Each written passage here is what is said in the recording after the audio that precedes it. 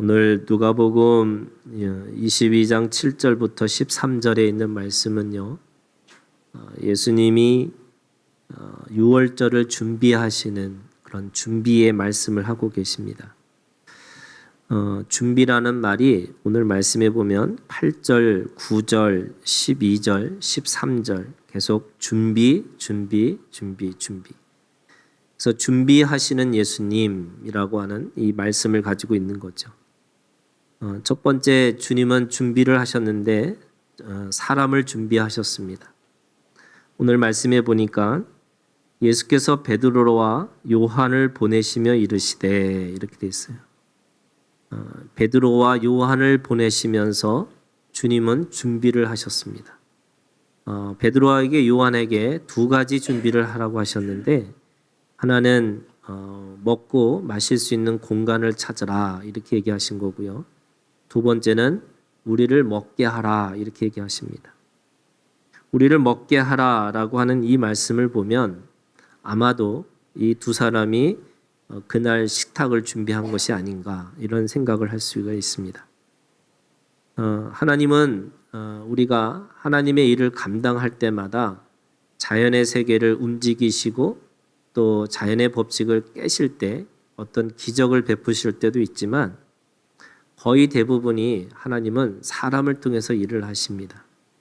그래서 사람은 방법을 구하지만 하나님은 사람을 찾으신다라고 이야기하고 있습니다. 그 시대에 또는 그 문제에 그 사건에 그것을 해결할 수 있는 그 열쇠를 가지고 있는 사람이 반드시 있다라고 하는 겁니다. 오늘도 마찬가지로 이 베드로하고 요한에게 뭐라고 얘기하냐면 10절에 너희가 성내로 들어가면 물 한 동이를 가지고 가는 사람을 만나리니, 이 한 사람을 주님께서 준비하신 거죠. 그리고 그 주인에게 11절 이르되 선생님이 네게 하신 말씀이 내가 내 제자들과 함께 유월절을 먹을 객실이 어디 있느냐 하시더라 하라. 그리하면 그가 자리를 마련한 큰 다락방을 보이리니, 그 한 사람, 그 집을 준비하는 한 사람을 준비해 두신 겁니다. 이 물 한 동이를 가지고 가는 사람이라고 할 때 이 사람이 이 원어로 보면은 남자로 되어 있습니다. 그러니까 대부분 여자들이 해야 할 일 중에 특별하게 남자가 있을 것이다. 그 남자를 찾아서 그 집에 찾아가서 그 집을 비르라 이렇게 얘기하신 거죠. 하나님은 하나님의 사람을 쓰시기 위해서 늘 깨어 있기를 원하고 계셨죠. 그래서 늘 깨어 있는 사람, 하나님의 말씀에 믿음으로 응답할 수 있는 그 한 사람을 반드시 하나님은 쓰시겠다라고 말씀하고 있는 겁니다. 인류의 역사 속에서 많은 믿음의 선진들이 있었지만 저는 그 믿음의 선진들 뒤에는 수많은 그 믿음에 응답하지 못했던 많은 사람들이 있었을 거라고 생각합니다. 오늘 우리가 주님 안에서 믿음을 가지고 있다는 건 뭐냐? 하나님이 쓰시겠다라고 말씀하시는 거죠. 그 하나님이 쓰시겠다라고 하는 것은 내가 가지고 있는 그 모든 것들을 통해서 어느 순간에 하나님이 원하시는 하나님의 방식으로 쓰시겠다라고 하는 것이 있다는 겁니다. 거기에 믿음으로 응답하느냐 안 하느냐라고 하는 것에 문제가 있는 거죠. 두 번째는 주님은 말씀을 준비하셨습니다. 11절에 내게 하는 말씀이 13절 말씀에 그 하신 말씀대로 물 한 동이를 가지고 가는 한 사람을 만나라고 그러고 그 집의 주인에게 가서 그 집에 있는 것들을 빌리라라고 얘기하는 거죠. 우리가 잘 알고 있는 것처럼 이 사건은 예루살렘에 들어오시면서 어린 나귀를 타셨던 예수님, 주께서 쓰시겠다라고 하는 그 말씀 그대로를 그렇게 지켜지는 것을 볼 수가 있습니다. 아마도 하나님은 그 말씀이 이루어지는, 말씀이 성취되는 것을 보여주시기 위해서 아마 그 사건들을 말씀하고 있는 것이겠죠. 그런 의미에서 하나님은 어떤 것도 보이는 것은 보이지 않는 것으로 말미암지 않는 것은 아무것도 없다고 말씀하신 것처럼 우리가 보이는 사건 또 보이는 모든 것들은 말씀으로 이루어졌다는 것을 우리가 분명하게 알고 있어야 되는 겁니다. 그러면서 모든 우리의 믿음의 가장 근본은 그 말씀대로 이루어진 것을 우리가 볼 수 있는 거죠. 세 번째는 우리가 오늘 이 말씀의 제목과 같습니다. 큰 다락방을 준비하셨습니다. 12절에 큰 다락방이라고 이야기하는 이 방을 주님은 유월절을 위해서 준비하신 거죠. 근데 이 큰 다락방이라고 하는 것은 주님을 포함해서 12제자들이 들어갈 만한 공간이라고 얘기합니다. 그런데 이 마가의 사실은 이 다락방은 사람들이 성경학자들은 이 다락방을 마가의 다락방이라고 이야기하고 있는 것이죠. 그러면 그곳이 어디냐면 오순절 다락방, 다시 말해서 120명의 예수의 제자들이 모여서 기도했던 곳이라고 할 수 있는 겁니다. 그러니까 그 크기가 얼마나 컸는지를 우리가 상상할 수가 있는 거죠. 그런데 그 들어갈 만한 그 방이라고 하는 이 방의 의미는 이 라틴어로 얘기하면은 세나클럼이라고 얘기합니다. 근데 이 세나클럼이라는 게 뭐냐면 이 세나가 이 저녁이나 점심, 그러니까 식사를 할 수 있는 공간 또는 식사를 할 수 있는 방이라고 할 수 있는 거죠. 우리가 그냥 쉽게 얘기하면 식당이라고 할 수가 있습니다. 그 120명의 사람들이 모여서 오순절 성령이 제자들에게 임했던 공간이 바로 이 큰 다락방이라고 할 수가 있습니다. 그래서 주님은 오늘 세 가지를 준비하셨어요. 그 다락방을 준비하시면서 베드로와 요한을 준비하시고 그리고 말씀을 준비하셔서 그렇게 준비하시는 말씀이 오늘 이 7절부터 13절에 있는 말씀입니다.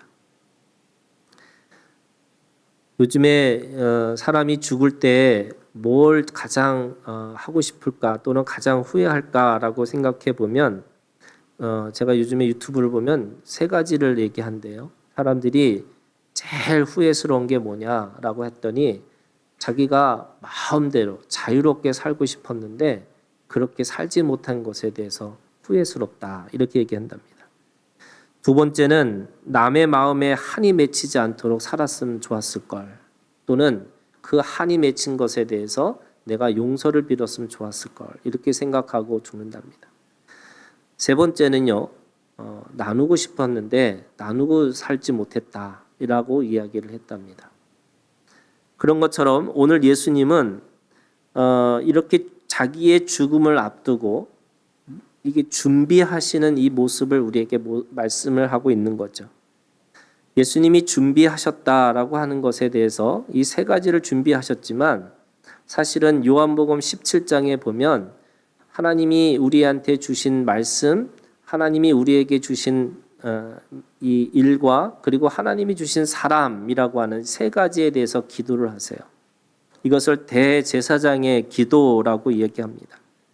그런 의미에서 예수님은 이 사람과 말씀과 이 다락방을 준비하시면서 자신의 죽음을 준비하고 계시는 거죠. 근데 그 죽음을 기다리시면서 준비하시면서 세 가지의 질문을 하셨을 거라고 생각이 듭니다. 그게 요한복음 17장에 있는 내용입니다. 하나님이 주신 말씀을 내가 이루고 살았는가? 주님은 십자가에서 내가 다 이루었도다라고 말씀하신 것은 결국 하나님이 나에게 주신 말씀을 내가 이루고 살았는지 그거를 물어야 된다는 겁니다. 여러분, 오늘 우리가 인생을 살면서 사람마다 다 어떤 사람은 오래 사는 사람이 있고 어떤 사람은 너무 허망하게 일찍 가는 사람들이 있습니다. 그럼에도 불구하고 하나님은 그 인생 가운데 반드시 이루어야 될 말씀을 주셨다고 하는 겁니다. 그 말씀을 이루고 사는 것이 오늘 우리에게 이 육신을 가지고 살아가는 사람들의 우리의 사명이라고 할 수가 있는 거죠.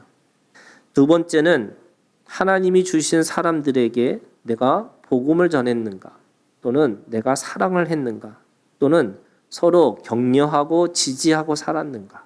여러분 꼭 그것을 물어봐야 되는 거죠. 주님은 주님의 사람들에게 늘 집중하셨습니다. 그래서 무리들 가운데 놀라운 기적을 베푸시면서도 주님은 늘 12제자들에게 관심하셨습니다. 그리고 그 12제자가 늘 주님 앞에 끝까지 쫓아오기를 원하셨고 자기를 부인하고 자기 십자가를 지고 끝까지 따라오기를 원하셨습니다. 하나님이 주신 사람들이라고 믿었기 때문에 그런 겁니다. 그런 의미에서 오늘 우리에게도 하나님이 주신 사람들이 있습니다. 하나님이 나에게 맡겨진 생명이 있습니다. 그 맡겨진 생명을 향해서 내가 복음을 전했는지, 내가 사랑을 하고 있는 건지, 또는 내가 진짜로 지지하고 격려하고 누가 뭐라고 해도 하나님 안에서 끝까지 사랑할 수 있는 사람인지 그것을 보고 있는 것을 우리가 물어야 된다는 거죠. 세 번째는 하나님이 주신 일을 통해서 하나님의 영광을 드러내고 살았는가라고 물어야 되는 겁니다. 내 삶이 영광을 드러나는 삶이었는지, 내가 살아서 늘 판단하고 분별하고 그리고 어떤 것을 선택하고 살아갈 때마다 그것이 하나님의 영광을 드러내는 것인지, 그거를 개인의 선과 교회의 덕이라고 하는 하나님의 영광을 내가 드러내고 살았는지를 늘 살피고 살아가는 거죠.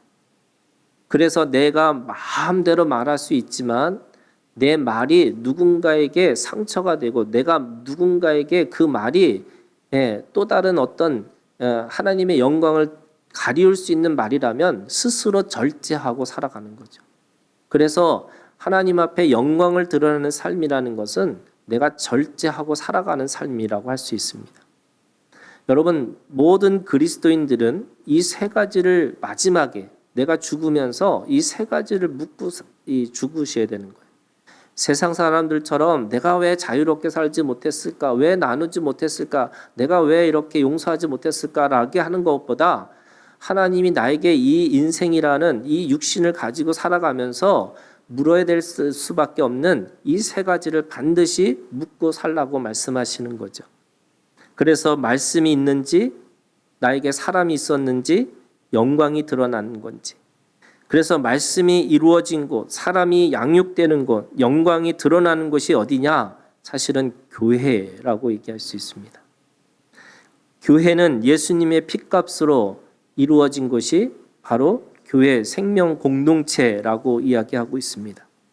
그런 의미에서 예수님은 단순하게 이 유월절이 와서 유월절 양을 잡을 무교절이 왔기 때문에 자신들이 가서 그 속에서 묵을 수 있는 그 공간을 찾으신 것이 아니라 이 큰 다락방이라는 말은요, 사실은 교회입니다. 이 교회가 바로 예루살렘 교회가 된 것이고 이 다락방이 바로 모든 열방을 향한, 그래서 사도행전이라고 하는 이 예루살렘과 온 유대와 사마리아와 땅끝까지 이르러 증인이 될 수 있는 바로 베이스 캠프가 어디냐면 바로 이 큰 다락방에서부터 시작된다는 거예요. 그래서 주님은 끝까지 그 자기의 죽음을 준비하면서도 큰 다락방이라고 하는, 교회라고 하는 마지막 하나님 앞에서 남겨야 될 교회 공동체를 남기시기 위해서 준비하고 계셨다는 겁니다. 여러분, 이 마가의 다락방이라고 하는 거는 원래가 사도행전 12장 12절에 있는 말씀에 보면 마가라 하는 요한의 어머니 마리아의 집이라고 나옵니다. 그러니까 사실은 마가의 다락방이 아니고 그 마가라고 하는 어머니 마리아의 집의 다락방이라고 하는 것이 정확한 말씀이겠죠. 이 마가라는 말은, 이 마가라고 하는 이름은 헬라식의 이름이고요. 요한이라고 하는 건 히브리식의 이름입니다. 그러니까 마가라고 하는 요한이라는 말은 히브리 말도 할 수 있고 헬라 말도 할 수 있는 사람이라고 할 수 있습니다. 이 마가라고 하는 요한의 어머니 마리아에게는 남편이 소개되어 있지 않습니다. 성경에 보면. 그러니까 우리가 알 수 있는 것처럼 이게 과부였을 것이다라고 생각하는 거죠. 그 다음에 우리가 잘 알고 있는 것처럼 이 마가라고 하는 요한의 어머니 마리아는 이 바나바와 남매일 거라고 얘기하는 겁니다. 왜냐하면 이 마가를 바나바의 생질, 조카라고 얘기하고 있습니다. 그런 의미에서 이 바나바는 어떤 사람이냐면 초대교회 시작하면서 그 안디옥 교회에서 바울과 같이 함께 동역자로 또는 성경에서 12제자의 사도 말고 다른 사람을 사도라고 부를 때 바나바까지 사도라고 부를 정도로 그 당시에 굉장한 리더십을 가지고 있었던 사람 또는 믿음을 가지고 있었던 사람이라는 것을 알 수가 있습니다. 그러나 우리가 사도행전에 있는 말씀에 보면 바울과 바나바가 그 사역의 갈등의 그 핵심이 누구였냐면 마가였습니다. 마가가 1차 전도 여행을 하면서 임의대로 그 선교지를 떠나서 자기가 원하는 방식대로 떠나가 버리니까 2차 전도 여행할 때 바울은 마가를 데려갈 수 없다 이렇게 얘기합니다. 그것 때문에 마가와 이 바울과 바나바가 서로 다른 길로 갈 수밖에 없었던 거죠. 사도행전에 있는 말씀에 보면 바나바와 마가는 구브로로 갔고 바울과 실라는 수리아와 길리기아로 갔다 이렇게 얘기하고 있는 겁니다. 그럼에도 불구하고 빌레몬서 1장 23절 24절 바울은 그리스도 예수 안에서 나와 함께 갇힌 자 에바브라와 그 다음에 마가, 나의 동역자 마가라고 얘기하고 있습니다. 나의 동역자라고 마가를 부르고 있는 거죠. 더구나 디모데후서 4장 11절에 있는 말씀에 보면 내가 올 때 마가를 데리고 오라. 나의 일에 유익하니라 라고 마가를 다시 이야기하고 있습니다. 더구나 마가는 어떤 사람이 있냐면 마가복음이라고 하는 이 마가복음을 기록한 사람이죠. 이 마가는 베드로의 이 수종자라고 알려져 있습니다. 베드로가 이 어떻게 보면은 이 히브리적 유대교의 문화에 있었던 사람이기 때문에 헬라의 이 통역자로서 마가를 불러서 이 마가에게 통역을 맡겼을 것이다라고 얘기하는 겁니다. 베드로전서 5장 13절에 있는 말씀에 보면 내 아들이라 이렇게 얘기하고 있습니다. 그래서 마가복음은 사실은 베드로의 이야기를 듣고 마가가 적은 것이 아닌가. 그래서 많은 이 기독교 이 학자들 중에는 이 마가복음을 첫 번째 복음, 최초로 먼저 쓴 복음일 것이다라고 이야기하고 있습니다.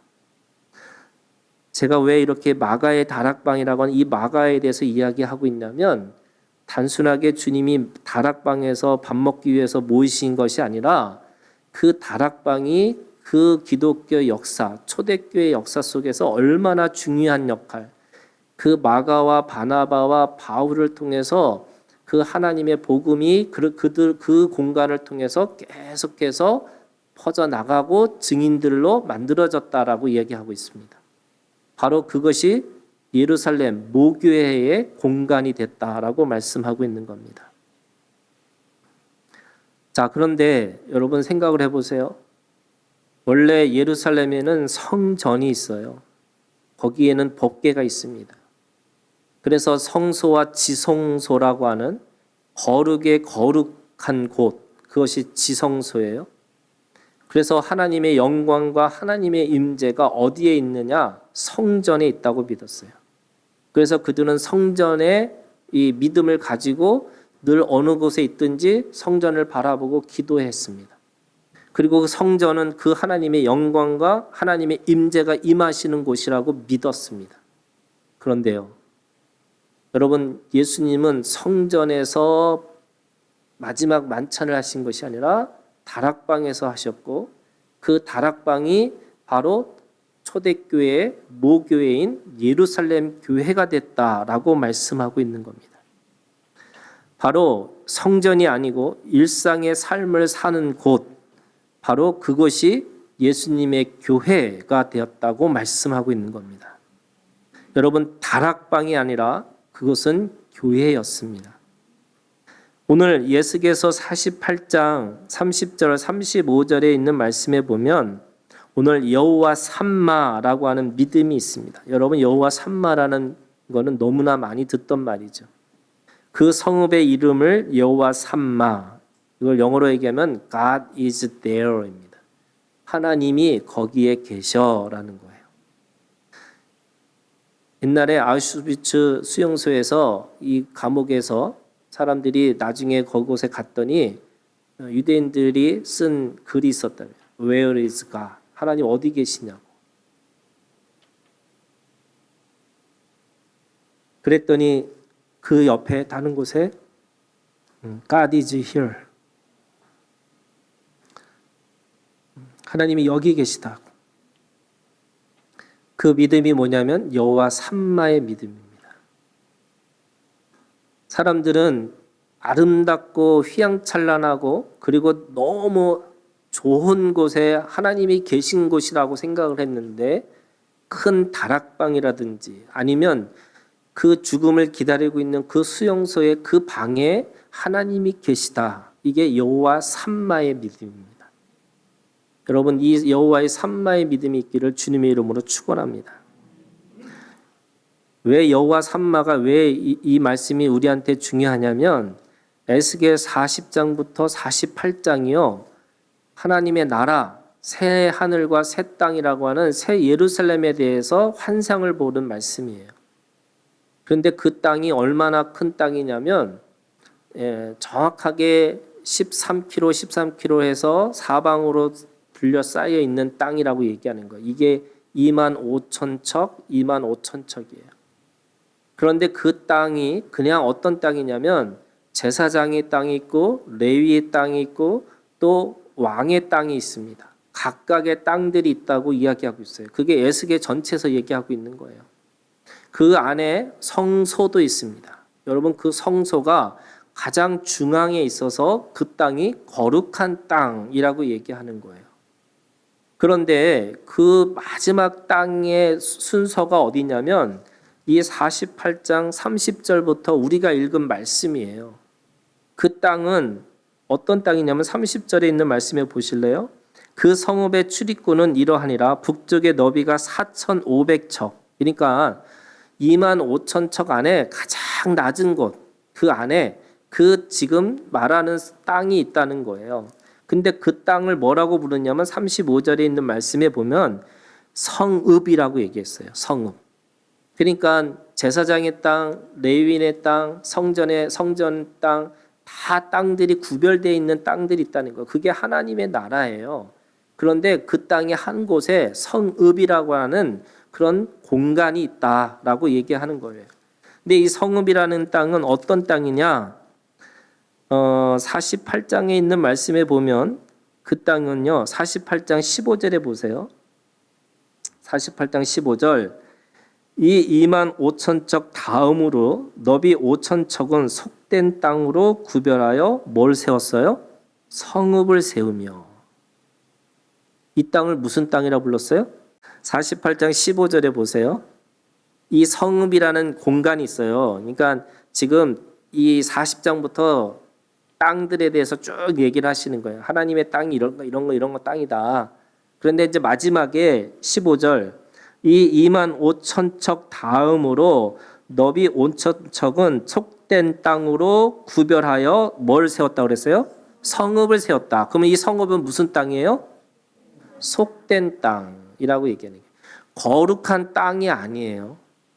거룩한 땅은 제사장의 땅이고 그 다음에 레위인의 땅이고 그 성전의 땅을 거룩한 땅이라고 하고 성읍이라는 거를 세워서 그 성읍 속에 뭐라고 그러냐면 속된 땅. 근데 이 속된 땅이라는 말은 뭐 더러운 땅 이런 의미가 아니고요. 그냥 어떻게 보면 거룩하지 않고 그냥 평범한 땅이란 뜻의 의미가 있어요. 그냥 땅 뭐 이런 뜻에 있는 거죠. 그냥 일반적인 땅이라는 거예요. 그런데 그 땅, 그 속된 땅, 어떻게 보면 평범하고 그리고 어떻게 보면 아무것도 그 거룩한 것이 찾을 수 없는 그 땅을 하나님이 뭐라고 그랬어요? 35절에 그 성읍의 이름을 뭐라고 그랬습니까? 여호와 삼마, God is there. 하나님이 그 속된 땅에 계시다고 말씀하세요. 하나님이 성전에 계셔야 되잖아요. 하나님은 거룩한 땅에 계셔야 되는 거잖아요. 그런데 왜 속된 땅을 이 성읍이라고 하는 이 공간을 왜 그것을 하나님 거기 계셔라고 하는 여호와 삼마라고 하는 이름을 지어 주셨을까라고 생각해 보면 15절에 보세요. 15절에 이 속된 땅으로 구별하여 성읍을 세우며 거주하는 곳과 전원을 삼되 성읍이 그 중앙에 있게 할지니, 그곳이 어떤 곳이냐면 거주하는 곳이에요. 거주하는. 자, 그러면 어떤 의미냐면 여러분, 구약에 있는 우리가 거룩이라는 의미는 예루살렘에 가야 되는 거예요. 성전에 가야 되는 거예요. 그래서 하나님 앞에 거기서 머물러 있어야지 하나님의 영광과 하나님의 임재를 경험할 수 있어요. 그런데 예수님이 이 땅에 오셔서 우리에게 주신 최고의, 하나님이 가지고 있는 우리에게 최고의 복이 뭐냐면, 우리가 살고 있는, 거주하는 그 모든 것들이 하나님이 거하시는 곳이 되는 거예요. 그래서 내가 어디를 가든지 어떤 곳에 있든지 그곳이 하나님의 성소, 하나님이 계신 공간, 하나님의 영광과 하나님의 임재가 임하시는 공간이 된다고 말씀하고 있는 거예요. 여러분, 이 믿음이 있기를 주님의 이름으로 축원합니다. 이 믿음 있으셔야 돼요. 그래서 내가 직장 가서 일하고 내가 어떤 곳에 가정의 삶을 살아도 그 속에서 하나님이 거기 계시다고 하는, 이거를 신약으로 얘기하면 임마누엘 신앙이에요. 하나님이 나와 함께 하신다는 거예요. 이거를 처음부터 하나님은 보여주셨어요. 예수님이 오셔서 그거를 보여주신 것이 아니라 처음부터 보여줬던 거거든요. 그게 언제 일었었냐면 아브라함부터 시작한 거예요. 아브라함이 먹을 게 없어서 애굽으로 갔어요. 아브라함이 자기가 뭔가 문제가 있어서 그랄로 갔어요. 애굽이라는 땅, 그랄이라고 하는 땅에 하나님은 가나안 땅으로 가는 거였는데, 그는 애굽에 가서 그랄에 가면은 하나님이 안 계시다고 생각을 했어요. 왜? 자기는 가나안 땅에 하나님 앞에 계신 곳이라고 해서 그 가나안 땅에 가면 하나님이 계시지만 애굽에 가면, 그랄에 가면 하나님이 계시지 않을 거라고 믿었어요. 이것도 믿음이에요, 여러분. 안 믿은 것도 믿음이에요. 안 믿기로 결정한 거죠. 그래서 어떻게 하냐? 자기 아내를 누이라고 속이는 거예요. 자기 아내를 그 왕에게 바쳐요. 왜 바치느냐? 거기는 하나님이 계신 곳이 아니라고 생각했기 때문에 그래요. 내가 가나안 땅에 있으면 하나님이 내 편이기 때문에 당연히 내가 왕이 될 수 있어. 그런데 내가 애굽에 가면, 그랄에 가면 내가 나그네일 뿐이고 나는 어떻게든지 내 목숨을 구걸하기 위해서라도 내 아내를 속여서 그 아내를 가지고 내가 살 수 있을 거야 라고 생각하는 거예요. 근데 여러분, 하나님은 그랄에 계시지 않았어요. 하나님은 애굽에 계시지 않았어요. 그런데 애굽에 아브라함이 들어가는 순간, 그랄에 들어가는 순간 하나님이 거기 계셨어요. 무슨 말이냐? 여러분, 그냥 큰 다락방일 뿐이에요. 그런데 큰 다락방에 주님이 그곳에 들어가셔서 주님이 그곳에 함께 죽음을 준비하신 그 공간이, 하나님이 그 공간을 통해서 교회 공간이라고 말씀하시는 거예요. 무슨 말이냐면 그냥 공간이 모든 곳에 계셔 이런 게 아니고요. 여러분, 하나님은 오늘 우리 가운데 세 가지를 물으시는 거예요. 오늘 주님이 우리한테 세 가지, 마지막에 주님이 죽으실 때 마지막에 세 가지를 물으셨던 것처럼 오늘도 똑같이 세 가지를 묻는 거죠. 하나님의 말씀이 있는 것이 교회죠, 여러분. 그러면 오늘 내가 하나님의 말씀을 가지고 직장에 가서 가정생활에서 내가 하는 일에 대해서 말씀을 가지고 있는 것이어야지 그곳이 뭐가 돼요? God is there. 산마가 되는 거죠. 그냥 산마가 되는 게 아니에요, 여러분. 모든 속된 땅이 하나님의 거룩한 땅이 됐다. 여러분, 그게 아니고요. 하나님의 말씀을 가지고 있는 사람이 있으면 그곳이 하나님의 거룩한 공간이 될 것이라고 말씀하세요. 그리고 그 안에서 하나님의 사람이 있어야 되죠. 믿음의 사람. 믿음의 말을 하고 믿음의 것들을 가지고 살려고 하는 사람. 그곳이 교회여죠. 그리고 거기에 하나님의 영광이 드러나야죠.